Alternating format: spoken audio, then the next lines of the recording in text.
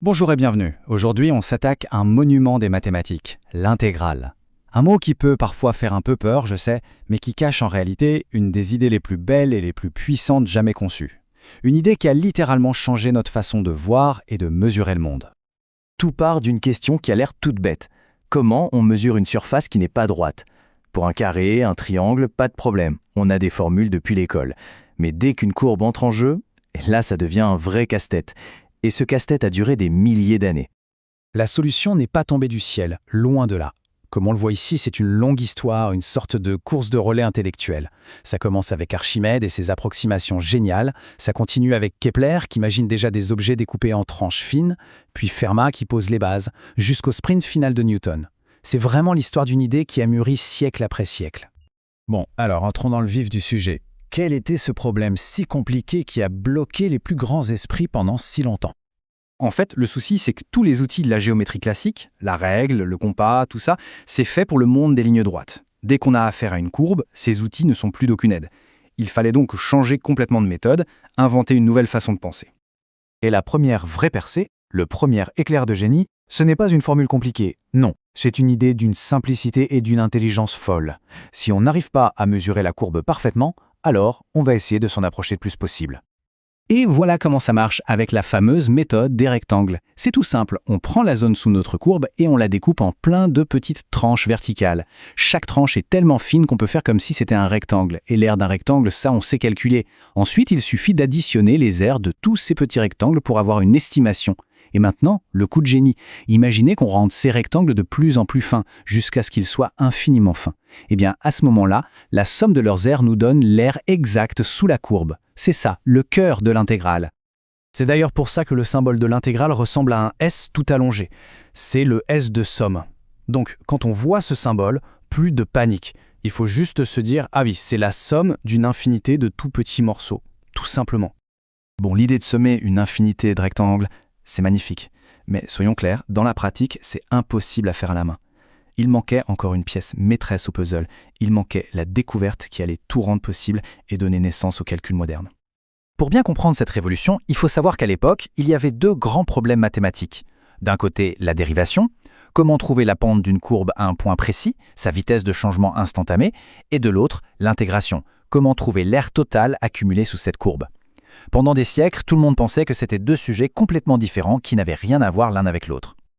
Et puis, est arrivé le moment Eureka, l'idée qui a tout connecté. L'idée que trouver une pente et trouver une aire, ce ne sont pas des problèmes séparés. En fait, ce sont des opérations inverses. L'une défait ce que l'autre fait. C'est exactement comme la multiplication et la division, ou l'addition et la soustraction. C'est la même relation. Ce lien a donné naissance à un concept clé, la fonction primitive.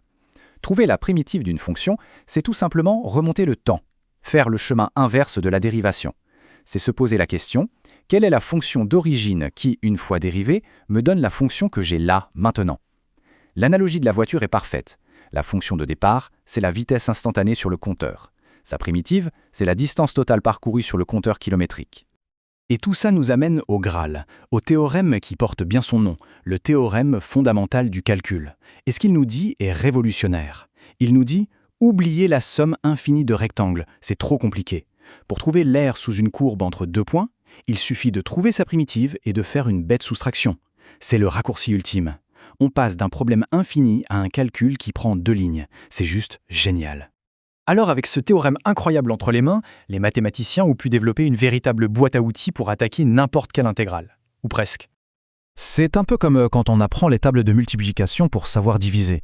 En calcul intégral, on apprend à reconnaître quelques primitives de base. Pour les fonctions les plus courantes, on connaît leurs primitives par cœur, ce qui permet de résoudre les intégrales beaucoup plus vite. Et en plus de ce catalogue de primitives, on a des règles du jeu, des propriétés très pratiques. La linéarité, par exemple, nous permet de casser un gros problème en plusieurs petits problèmes plus faciles à gérer. Ces règles nous donnent une flexibilité énorme pour manipuler les calculs. Mais il ne faut pas croire que l'intégration s'arrête là, au calcul de surface en 2 dimensions. Non, non, sa vraie puissance, c'est qu'elle nous ouvre les portes de la 3D, du volume. Et comment on fait ça? Eh bien, en utilisant exactement la même logique. Imaginez qu'on prenne notre aire plane sous la courbe et qu'on la fasse tourner sur elle-même à 360 degrés autour d'un axe. En tournant, elle va créer un volume, un objet en 3D. Pour calculer le volume de cet objet, on va le découper. Mais cette fois, non pas en rectangle, mais en une infinité de disques, comme des rondelles, infiniment fins. Et l'intégrale va sommer le volume de tous ces petits disques.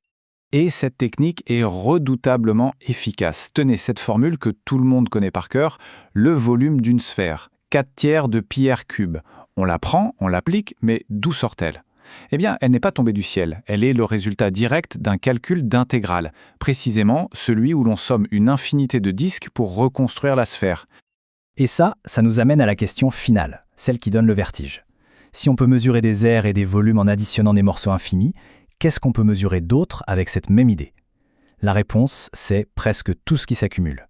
Des calculs de probabilité en économie, à la modélisation de la croissance d'une population, en passant par le travail d'une force en physique, l'intégrale est absolument partout.